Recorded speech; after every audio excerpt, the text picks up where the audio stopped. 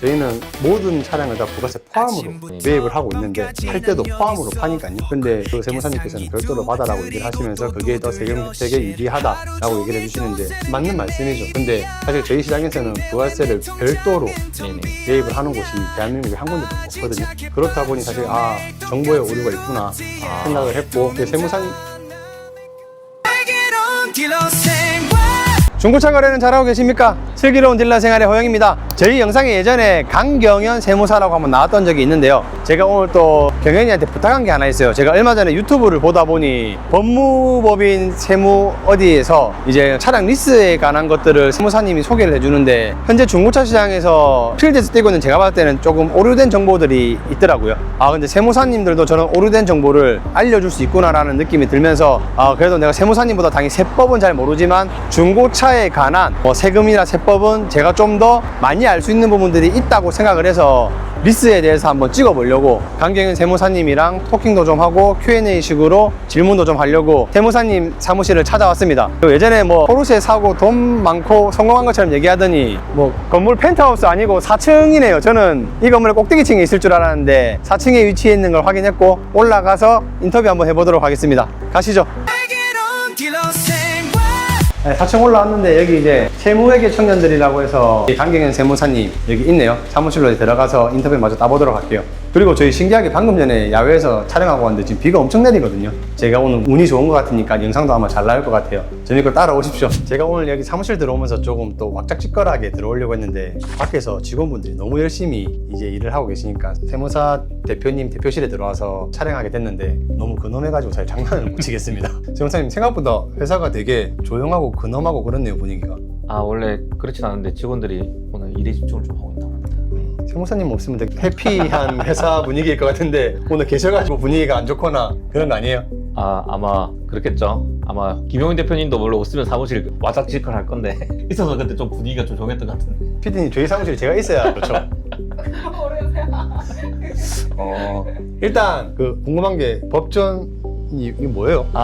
이거는 매년 질문하는 이유가 네. 그래도 진짜 사실 라이센스가 진짜인지 아닌지 확인을 해야 되니까 라이센스... 법전 이런 게 뭡니까? 라이센스 여기 있네요. 라이센스는 거기 옆에 있습니다. 이 법전은 이제 매년 세법이 개정되기 때문에 그 개정된 사항을 반영해서 한국 세무사에서 매년 보내줍니다. 세무사 협회 같은 데서 보내준다는 거예요? 네네, 맞습니다. 그러면 저 두꺼운 종이가 머리에 다 있으신 건가요? 표정이 말씀해 주신 것 같아서 알겠습니다.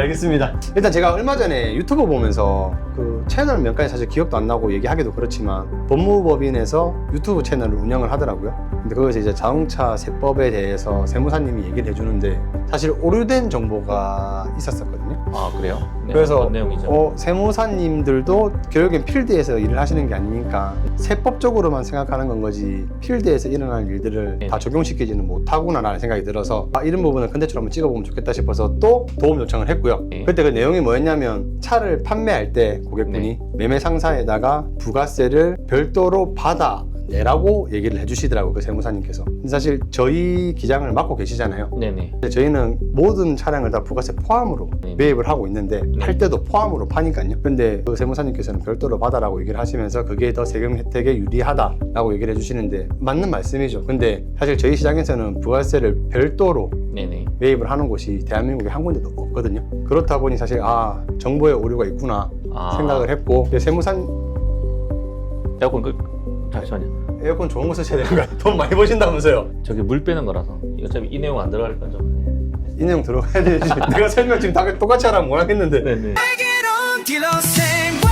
일단 정보에 오르겠다 생각을 했고 그래서 그냥 세법적으로만 그렇게 생각을 하시는 거구나. 그리고 세무사님들 입장에서는 기장을 맡으시는 대표님들 자기가 기장 맡는 자기 고객의 입장에서만 생각을 해주시는구나 라는 생각이 들면서 이런 부분들 플러스 그 다음에 차량 리스에 대해서 한번 대화를 한번 풀어보려고 부탁을 드려서 오늘 이 자리를 만들었습니다. 일단 근데 방금 이 부분도 어떻게 생각하세요? 지금 말씀하신 부분은 제가 들으니까 그 세무사님이 잘못 말씀하신 내용은 아닌 것 같고 실무적인 부분이 좀 엮이는 것 같습니다. 그러니까 예를 들어서 중고자동차 매매 상사에서는 차량 가격이 1억이라 했을 때 1억 1천만 원이면 결국은 이게 부가세 별도냐 부가세 포함이냐로 얘기가 나누어야 될 것 같은데, 일단 일반적인 우리 거래처 대표님들은 개인사업자 기준으로 뭐 법인도 상관없긴 하지만 차량을 팔 때는 무조건 세금계산서를 발행해야 되거든요, 일반적으로. 그런데 그러면 이게 차량 가격이 1억이면 우리가 일반적으로 생각할 때는 1억 1천만 원 부가세 포함해서 1억 1천만 원으로 발행하면 되겠다 생각하는데, 또 중고자동차 매매상사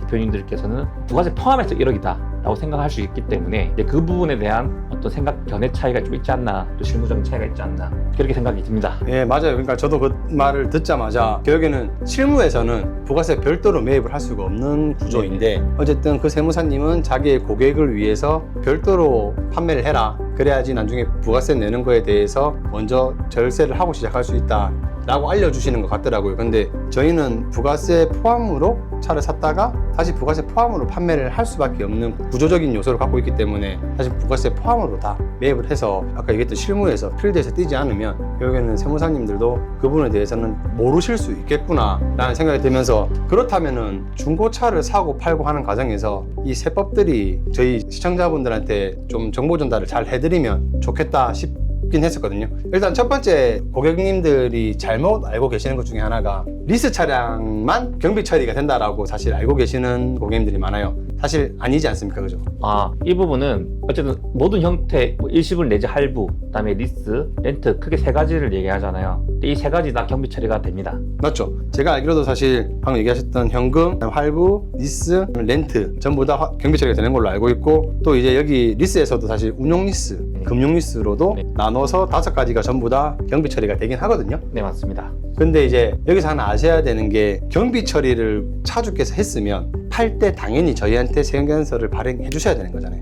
네, 맞습니다. 예, 아까도 얘기했지만 저희는 무조건 부가세 포함 금액으로 사기 때문에 경비 처리를 하셨든 안 하셨든 저희한테 부가세 포함금을 판매를 하시는 거고, 경비 처리를 하셨으면 거기에 대한 세금 계산서도 발급을 해주셔야 되고, 개인 사업자면은 발급할지 말지의 유무를 경비 처리를 했는지 안 했는지에 따라서 발급 유무가 달라지는 거잖아요. 그죠? 네, 예. 기본적으로 맞습니다. 맞죠. 법인 사업자는 의무적으로 발행해 주셔야 되고, 부가세 포함이라는 가정하에 무조건 발급해 주셔야 되고, 개인 사업자는 경비 처리를 했는지 안 했는지 유무에 따라서 발급을 해줄지 말지가 결정이 되는 걸로 알고 있는데, 여기서 이제 제가 사실 오늘 이거를 좀 풀고 싶었던 거긴 해요. 저희가 할부가 아니라 리스 얘기만 오늘 좀 해보려고 하는데, 리스로 차를 사는 사람들의 거의 90% 이상은 저는 사업자라고 생각을 하고 있거든요. 또 제가 실무에서 판매를 해보니 사실상 그렇습니다. 기장을 해보셔도 사실 그렇죠. 리스로 사시는 분들은 거의 90% 이상이 네, 보통 사업자분들이 많으시죠. 그럼 여기서 저희가 뭐 1억짜리 차를 샀다고 가정했을 때 거금의 물건을 샀는데 경비 처리를 안 할 이유가 있습니까, 세무사님? 일반적으로는 없겠죠, 아무래도. 제가 아무리 생각해도 저도 제 사업을 하고 있지만 1억이라는 돈이 일시불로 나갔든 현금으로 나갔든 리스로 해서 나가든 어쨌든 제가 이 거금을 쓰게 되는데 경비 처리를 안 할 이유가 없다라고 저는 생각이 들더라고요. 실무에서 딱 한 가지 예외가 있습니다. 무슨 예외가 있냐면, 부가세 공제 부분이야 차량의 종류에 따라서 좀 달라지는 부분에서 일단 제외하고 말씀드리면, 한 가지 좀 사례가 있는데, 어떤 사업자이신 분이, 그분은 경비 처리가 크게 필요하지 않으신 분이에요. 무슨 말이냐면, 이제 5월달 종합소득세 그렇게 나오시는 분이 아니거든요. 그런데 사업자로 차량을 받았습니다. 그러니까 차량을 샀습니다. 그러니까 세금계산서를 이제 받았는데, 문제가 1년 뒤에 바로 차를 팔게 되었습니다. 근데 아무래도 이제 부가세 공제는 뭐 비용 처리를 넣었기 때문에, 비용 처리 효과보다 차량을 팔 때 부가세 10%를 더 해야 된다는 이 부분, 그러니까 세금계산서 발행해야 된다는 부분 때문에 실제 실무적으로는 좀 손해를 보셨다 하더라고요. 그런 분들 제외하고는 일반적으로는 비용 처리하는 게 당연합니다. 맞아요. 사실 제가 실무에 있다 보니까 이 말도 너무 맞는 게 뭐냐면, 1억이라는 차를 사서 몇 년 동안 걸쳐서 경비 처리를 받으시고 그 다음에 판매하실 때 저희가 부가세 포함으로 매입을 하기 때문에 1억이라는 차가 예를 들어서 5천만 원에 판매를 했다.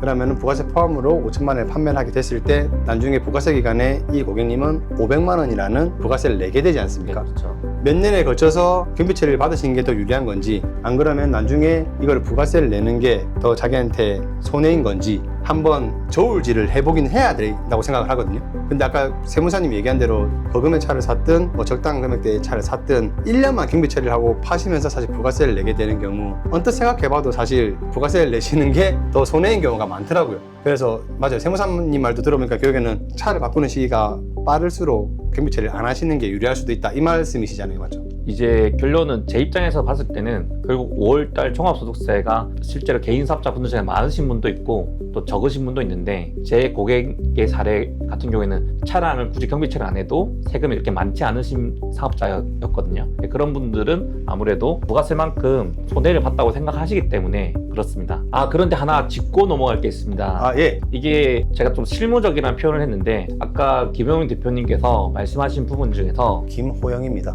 김호영 대표님께서 말씀하신 부분 중에서 유튜브를 보고 계신 고객분들은 의아해 하실 수가 있습니다. 어떤 부분이죠? 이게 어떤 내용이냐면 부가세는 당연히 별도라 생각하거든요. 그 예를 들어서 중고차 매매 상사에서 우리가 1억을 주고 산다 하면 당연히 부가세는 일종의 뭐 거래세 개념이니까 우리가 만약에 1억 1천만 원 세금계산서를 발행하면 1천만 원은 내고 그 1천만 원은 중고차 매매 상사에서 공제를 받기 때문에 이제 순 매매 가격이 1억이잖아요. 그 1억을 벌게 된다 가지게 되는 경우라고 생각하시는 경우가 많은데 이제 실물을 겪다 보니까 중고차 매매 상사에서 1억이라고 했을 때는 부가세 포함 가격으로 얘기하시더라고요. 그러니까 맞아요. 그랬기 때문에 중고차 매매 상사 총 줘야 되는 금액이 1억인 거죠. 근데 만약에 이게 내가 경비 처리 안 했던 차량이면 1억을 다 가질 수가 있는데 1억을 다 가진다는 게 저희가 매입하는 매입 금액을 매입 금액 얘기하시는 1억인 거죠. 그럼 1억을 당연히 부가세 내야 될 금액이 없으니까 비용 네. 처리 안 했던 일반인이 찾던 차량은 1억을 다 가질 수가 있는데 차를 판매한 금액을 다 가질 수 있는데 그런데 이제 사업자분들 같은 경우에는 1억에 부가세가 포함되어 있다 보니까 대략적으로 뭐 900만 원 정도 되는 금액을 내야 되기 때문에 실제로 가지게 되는 금액은 대략 한 뭐 9천만 원 정도의 금액이 되게 되겠죠. 맞죠? 거기에 대해서 실무적인 부분이 좀 차이가 난다. 맞습니다. 근데 결국에는 저희도 실무에 뛰면서 사실 고객님들한테 되게 힘든 부분들이 뭐냐면 저희가 사실 계산서가 막 되게 욕심이 나는 업은 아니거든요. 왜 그러냐면 저희 기장 맡으셔서 알겠지만 일단 첫 번째 차를 팔 수 있는 사람은 대한민국에 3개밖에 없다고 생각합니다. 법인 사업자, 개인 사업자, 그 다음에 일반인. 근데 법인 사업자는 무조건 사실 계산서를 발급해 주셔야 되는 게 맞기 때문에 매입하는데 저희와 법인 대표님의 트러블이 거의 잘 없어요. 부가세 포함이고 아니고만 얘기하면 되고 그 다음에 우리가 왜 부가세 포함인지에 대해서 설명을 해드리면 잘 이해를 하시거든요. 그 다음에 개인 사업자도 경비 처리를 하시지 않았으면 저희한테 계산서를 발급해 주시지 않아도 됩니다. 다만 경비 처리를 하셨으면은 저희한테 계산서를 발급해 주셔야 되죠. 저희는 부가세 포함으로 매입을 하는 거기 때문에. 그러면 이제 여기서 의아해 하시는 것들은 일반인들이 차를 사면 계산서를 끊어주고 말고의 유무가 없지 않습니까? 끊어줄 수 있는 시스템도 없고. 네, 맞습니다. 예, 그래서 일반인들 차를 매입했을 때는 그럼 너희 계산서 어떻게 하냐? 라고 물어보시는 차주분들이 많으세요. 근데 저희가 이제 이걸 어떻게 설명하냐면 정부에서 저희가 매입할 때 이 차량이 사업자가 있으면 경비 처리를 받았는지 안 받았는지 확인을 하고 확인 이후에 경비 처리를 받지 않았으면 경비 처리를 받지 않았다라는 증빙 서류를 같이 제출해서 우리 사무실에 매입 신청을 넣습니다. 그리고 경비 처리를 했으면은 그거에 대해서 계산서를 받아서 다시 매입 처리를 합니다. 일반인들 같은 경우에는 계산서를 끊어줄 수 없기 때문에 저희가 이 사람은 일반인이다, 계산서를 끊어줄 수 없는 사람이고 경비 처리가 되어져 있는 차량이 아니고 세금 혜택을 본 차량이 아니다라고 저희가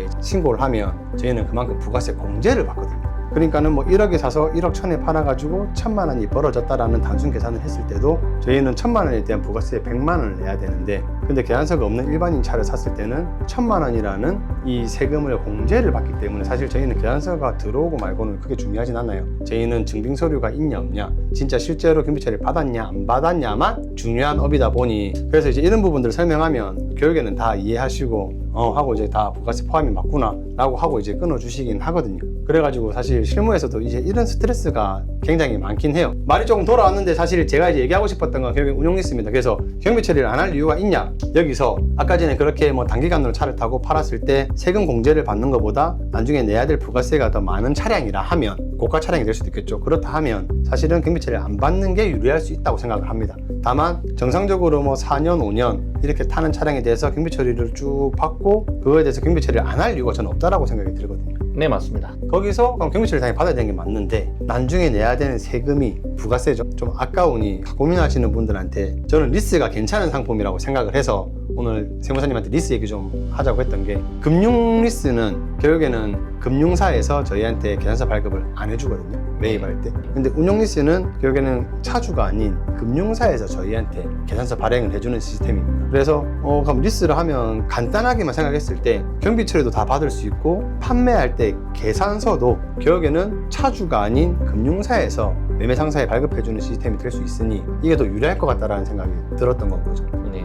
그래서 이 부분은 또 어떻게 생각하시는지 궁금해서 한번 또. 일단 금융리스하고 운용리스 중에서 대부분이 제가 알기로는 운용리스가 좀 많다고 알고 있습니다. 그렇죠. 근데 금융리스 같은 경우하고 운용리스의 차이는 일단 금융리스 같은 경우에는 차량이 어쨌든 간에 장부에 잡힌다는 차이가 있고 운용리스는 그 장부에 잡히지 않고 계산서로만 저희한테 발행되는 형태입니다. 그래서 그런 부분 차이에서 아까 말씀하신 형태가 우리가 나중에 차량을 팔 때 세금계산서를 발행하냐 안 하냐의 여부에서는 네. 운용리스가 유리한 면이 있다고 보여지고 이 면에서는 어쨌든 아까 말씀드렸다시피 전부 다 금융처리가 되기 때문에 그 실질적인 차이는 거의 없다고 보여집니다. 여기서 지금 세무사님이 얘기한 것도 사실은 조금 전문 용어들을 써서 제가 조금 더 이제 레벨을 낮춰서 얘기를 하면 아까 전에 장부에 기재가 되고 안 되고 그게 금융리스고 운용리스고 얘기하셨는데 금융리스는 차주 자산으로 잡힙니다. 네, 네 맞습니다. 네, 운용리스는 차주의 자산으로 잡히지 않습니다. 그래서 저는 또 여기서 한 번 더 운용리스가 좋은 상품이라고 생각이 되는 게 뭐냐면 최초의 리스가 나왔던 것 자체가 세금 절감이라든지 그런 부분보다는 익명성으로 나왔다고 생각을 하거든요. 네.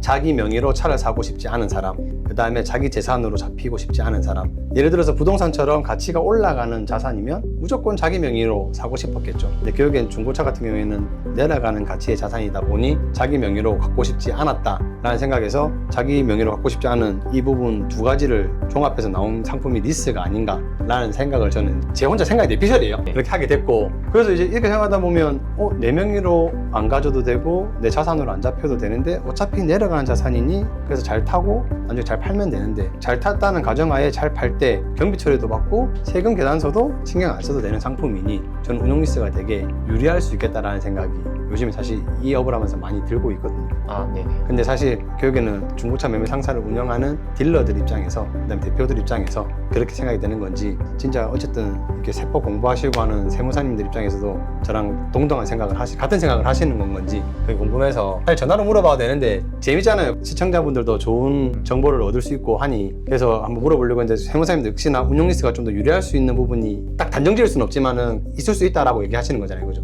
네, 맞습니다. 그래서 사실 이걸 진짜 물어보고 싶긴 했어요. 왜 저 세무사님은 부가세 별도로 팔 수 있다고 생각해서 자기 고객들한테 차량 기장을 이런 식으로 아마 유도를 했을까라는 생각이 드니 좀 아쉬운 부분이 있다. 사실 저희는 구독자가 얼마 안 되지만 저희를 구독해 주시는 분들한테는 당연히 세무사님보다 제가 당연히 세법을 잘 알 방법은 없고요. 차량을 판매하는 정도에 대한 세법 정도는 제가 좀 더 밝을 수도 있다고 생각을 해서 이것만큼은 저희 구독자분들한테 좋은 정보를 드려야겠다 싶어서 사실 오긴 했거든요. 근데 예전에 영상 찍을 때 되게 재밌고 낄낄낄 빠빠빠 하고 찍었는데 네네. 오늘 영상 너무 무겁네요. 그죠? 재미 요소는 하나도 없고 지금 뒤로 나가긴 많이 누를 것 같은데 정보적인 요소가 많아서 그 외에도 사실 차량을 살 때 세무사님이 생각했을 때 좀 꿀팁이 되는 세무관리법 같은 게 있다면은 저희 또 구독자분들한테 한번 알려주시면 좋을 것 같은데요.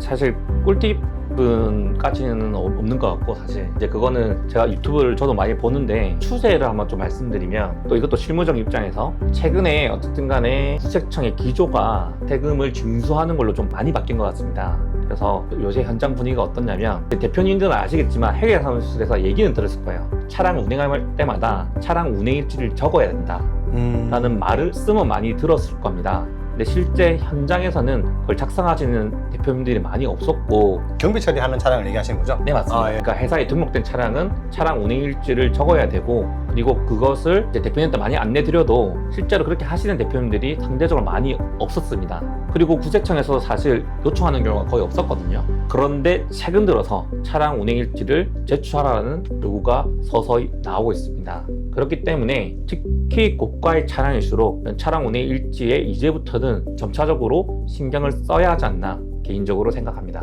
요즘에 뭔가 되게 세무서에서 빡빡하게 보는가 보네요. 그러니까 원래 했어야 되는 건데 이제까지는 그래도 조금 요구하는 경우가 없었다면 요새 현장 분위기는 점차 요구하는 분위기가 되어가고 있는 것 같습니다. 그리고 실제로 저도 작년에 처음으로 제출 요구하는 경우를 겪었기 때문에 이제는 진짜 고가의 차량일수록 그리고 고소득 자영업자일수록 차량 운행일지를 원칙대로 해야겠구나 생각이 들었습니다. 그리고 그런 것도 있어요. 또 설명해줘야 될 게 비용 처리를 그러니까 1,500만 원 얘기를 많이 하는데 실제로는 1,500만 원보다 더 됩니다. 그게 무슨 말이냐면 이 1,500만 원 기준은 뭐냐면 아까 운행일지를 작성 안 할 때 한도가 1,500만 원 중에 800만 원 한도는 차량 관련된 거 비용 처리는 차량과 차량 외비용이 있거든요. 그러니까 차량이 우리가 차를 사는 가격, 시동세까지 포함해서 그 차량 외비용은 기름값, 보험료, 그다음에 수리비 이런 것들이 차량 외비용이라 표현하는데 그 두 개 합쳐서 1,500만까지 비용 처리가 되거든요. 운행일지를 작성 안 하면 1,500만 한도, 차량 일지를 작성하면 그 차량 비용 800만 원까지는 맞는데 보험료가 1년에 100만 원이고 수리비가 700이다. 그러면 800이잖아요 총.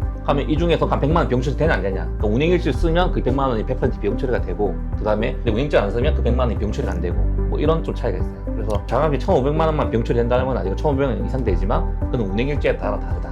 나도 이 정보, 이 내용들은 다 알고 있는 내용이라서 고객님들한테 사실 정보 전달해줘도 내가 말하면 안 믿는단 말이야. 내가 말하면 신뢰도가 거의 제로에 가까운가 봐. 안 믿어. 근데 이 라이센스 있는 분이 이렇게 얘기하니 또 믿는단 말이지. 그래서 오늘 이 자리를 와서 뭔가 신뢰를 기반으로 하는 뒷배경으로 이렇게 촬영을 한 거고. 좋은 정보 많이 줘서 고마워. 아, 아닙니다.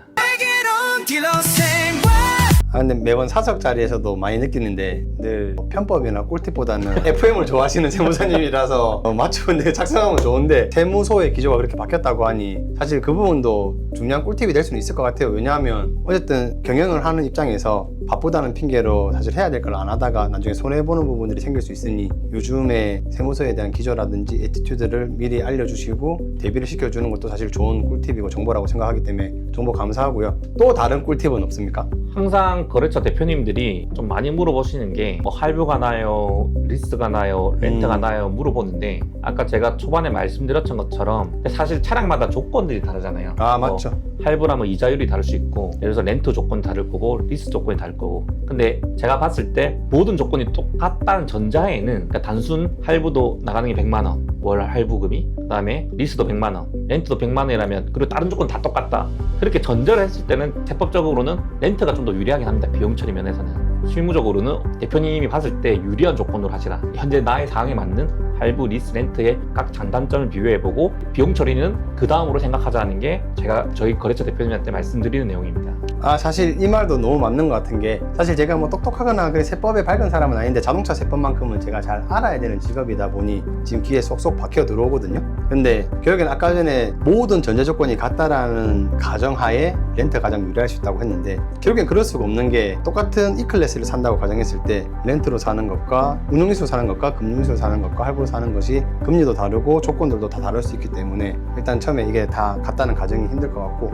판매하실 때도 사실 렌트 같은 경우에는 렌트 이력이 있는 차를 저희가 사와서 다시 대팔 때 그걸 달갑게 생각하시는 고객님은 없어요. 그렇기 때문에 렌트 이력이 붙어있는 딱지가 또 감가 요인도 될 수 있고 하다 보니 사실 모든 게 같다는 가정하가 될 수는 없긴 합니다. 근데 일반적인 차량들은 세무사님 말대로 렌트도 괜찮을 것 같고 저는 또 생각이 좀 다른 게 고가 차량은 운용 리스가 좀 더 유리하지 않나 라는 생각을 하고 있는 게 그 렌트 이력이 있었던 딱지 자체가 2천만 원짜리 차량이 딱지가 붙어 있는 것과 1억 2억짜리 차량에 렌트 이력이 붙어 있는 것도 다른 문제이기 때문에 중고차 시장에서는 또 감가 요인이 될 수 있어서 뭔가 큰 차이가 나는 이득이 아니라면 저는 운용 리스가 좀 더 유리할 수 있지 않나 그런 생각을 하고 있습니다. 그리고 사실 이런 것들을 막 이렇게 세무사님 바쁘신데 그 세무사님의 또 거래처 분들한테 그런 거 일일이 설명하시지 마시고 저한테 소개시켜 주시면 네. 제가 잘 알아서 눈탱이 때리고 잘 알아서 잡아뜨리고 할 테니까 저한테 이렇게 소개를 해주시죠. 말씀을 이렇게 해주셨지만 항상 소개하고 있습니다. 대표님들이 혹시나 문의 주시면 언제나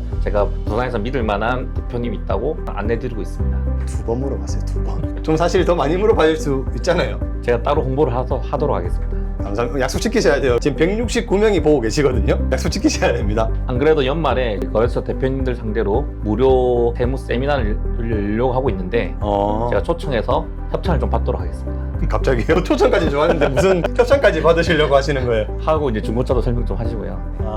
제가 만약에 그 여러 사업자들 앞에서 중고차를 매입하는 과정에 대해서 설명할 수 있는 기회가 한번 있다면 흔쾌히 참석해서 한번 자리하도록 하겠습니다. 그거 좋은 것 같아요. 네. 사실 저도 중고차 시장이 좀 더 선진 문화가 생기고 밝아지기 위해서 제가 할 수 있는 것들이 있다면 조금 많이 알리고 하고 싶거든요. 그래서 뭐 그렇게 조그마한 일들부터 해나갈 수 있으면 사실 저는 뭐 참여 의사가 있습니다. 선생님 오늘 너무 우리 촬영 재미없게 해가지고 큰일 난 거 아닙니까? 괜찮겠죠? 그래도 좋은 정보가 네. 많았으니까. 혹시 더 궁금하신 내용이 있으면 제가 적극적으로 설명해 드리고 싶은데 뭐 세법적으로 하나 설명해 드리면 또 특히나 지금 그 자동차 보험 중에서 임직원 전용 보험이라고 따로 있거든요. 이 임직원 전용 보험이 더더욱 더 중요하게 되었습니다. 어떤 내용이냐면 개인 사업자 중에서 이제 복식부기 의무자라고 또 따로 구분되는 사업자들이 있는데 네. 매출에 따라 업종에 따라 다릅니다. 그런데 복식부기 의무자들은 차량 한 대 외에 2대째부터는 무조건 임직원 전용 보험을 들어야만 비용 처리가 100% 됩니다.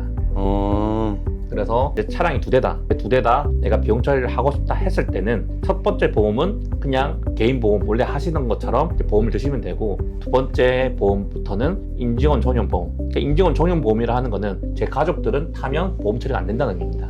회사 직원들만 가능하다는 거죠. 임직원들만. 그런 보험을 드셔야만 비용 처리가 됩니다. 이 비용 처리가 되는 이 금액이 네. 보험료를 얘기하는 거죠? 차량 전체 관련된 정말요? 비용을 말씀드리는. 이게 지금 개정이 된 부분입니까?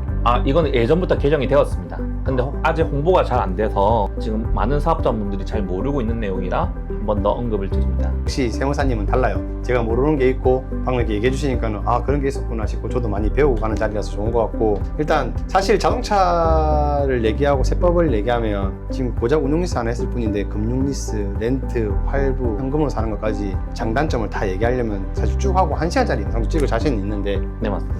뒤로 가기 누를 것 같거든요.